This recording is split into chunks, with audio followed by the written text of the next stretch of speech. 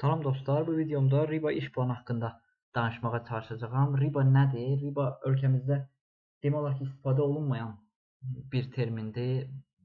Mən böyük layihələrin birində bu mərhələ ilə, bu iş planı ilə tanış olmuşdum. Riba nədir? Riba nə işimizə yarayır? Bu videoda qısa danışmağa çalışacağam. Ümidvaram ki, gələcək həyatınızda sizə inşaat layihələrinin planlaşdırılmasında, idarə edilməsində kiçik də olsa köməkli edər bu video.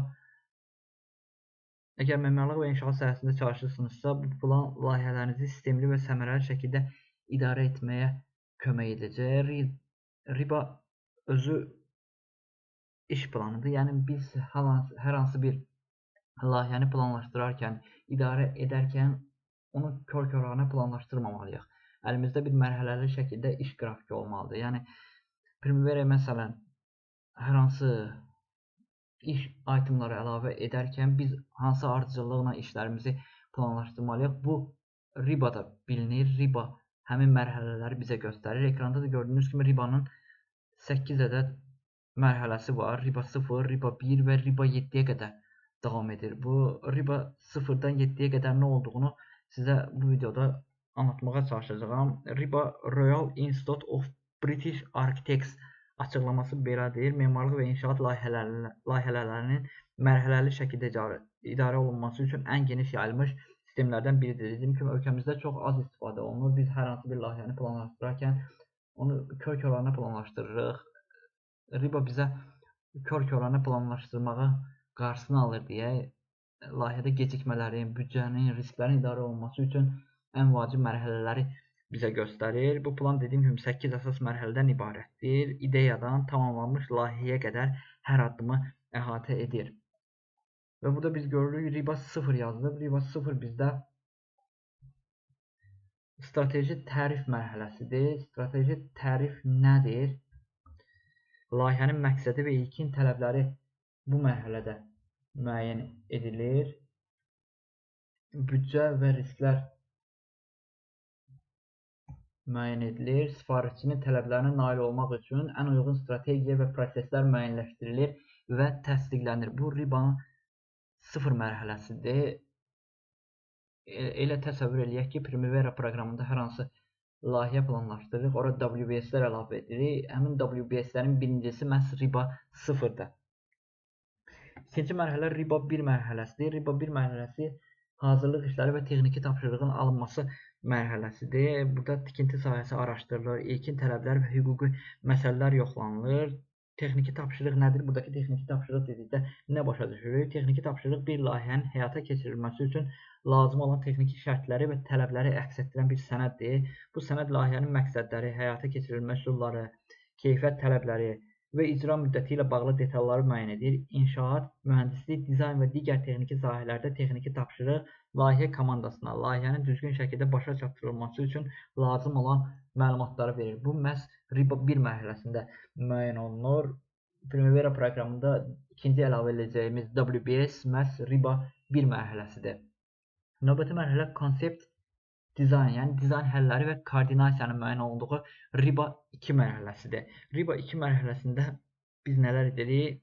Burada əsas memarlıq konseptləri hazırlanır, yəni taslaq layihələr hazırlanır, belə deyək. İlkin plan və vizuallaşdırma hazırlanır.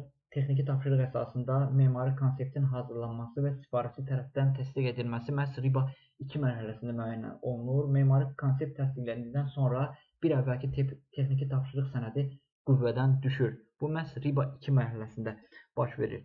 Növbəti mərhələ bizdə riba 3 mərhələsidir. Riba 3 mərhələsi konsept dizayn, inkişaf etdirilmiş dizayn mərhələsidir. Burada bizdə dizayn həlləri və koordinasiya mərhələsində demək olar bu mərhələyə. Memari və mühəndislik məlumatlarının koordinasiyası məhz bu mərhələdə baş verir. Memari konseptin sınanması üçün dizayn, mühəndislik və büdcə analizi aparılmalıdır və yenilənmiş büdcə planına, layihə strategiyasına və spesifikasiyalara uyğun virtual dizayn, layihə tərtibatı hazırlanmalıdır. Bu məhz riba 3 mərhələsində baş verir.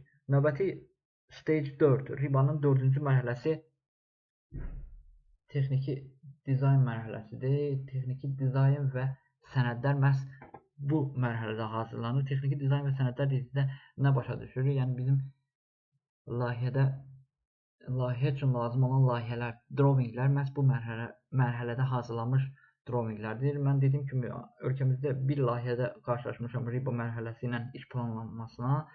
Həmin layihədə sahədə istifadə olunan drawingin altında RIBA 2 yazılmışdı. Bu konsept dizayn həmin layihənin konsept dizayn mərhələsində olduğunu göstərirdi, həmin drawingi. Və buna görə də biz həmin podratçı şirkətə külli miqdarda cərimə yazmışdıq.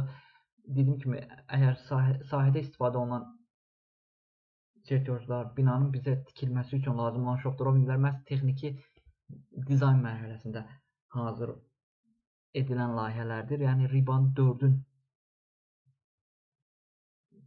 4 mərhələsində hazır olunan çertyojlardır. Əgər sahədə hər hansı bir çertyojdan istifadə ediriksə, məhz bunun altında RIBA 4 yazılmalıdır. Əgər RIBA proqramı vasitəsilə, RIBA iş planı vasitəsilə biz layihəmizi planlaşdırmışıqsa. RIBA 4-ün də A və B qolları var. A qolu ilkin layihələrdir. B variantı isə shop drawing ilə hazırlanmasıdır. Bildiyimiz kimi MEP layihələrində daha çox istifadə olunan shop drawinglər, ilkin layihələr hazırlanır. Daha sonra shop drawing mərhələsinə keçirilir. Bu da RIBA 4-ün A və B bəndləridir. Yəni A bəndindən də istifadə eləmək olar, B bəndindən də istifadə eləmək olar. Növbəti mərhələ RIBA-nın 5-ci mərhələsi Stage 5 tikinti mərhələsidir. Bu mərhələdə tikinti işləri həyata keçirilir, keyfiyyətə və təhlükəsizliyə nəzarət olunur, istehsalat, inşaat və istismara verilmə işlərinin baş verdiyi mərhələ bu mərhələdir.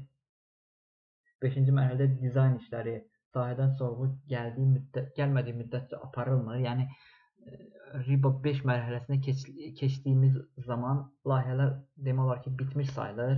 Əgər sahədə hər hansı bir problem olmadığı halda RIBA 4 mərhələsi tamamilə bitmiş sayılır.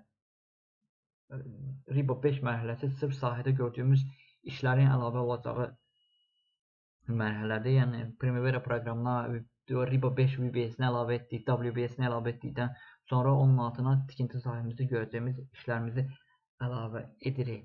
RIBA 6 burada yazıldığı kimi handover mərhələsidir. Handover layihənin təhvili mərhələsidir. Burada nələr baş verir? Layihənin təhvil verilməsi, zəmanət və servis işlərinin başlanılması və müqavilələrin bağlanılması mərhələsi məhz RIBA-nın 6-cı mərhələsi handover mərhələsində aparılır.